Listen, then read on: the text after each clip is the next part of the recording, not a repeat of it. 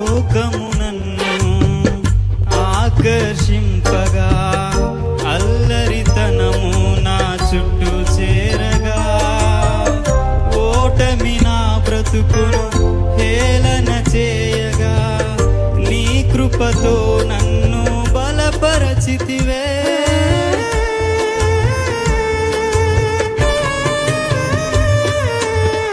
లోకము నన్ను ఆకర్షింపగా అల్లరితనము నా చుట్టూ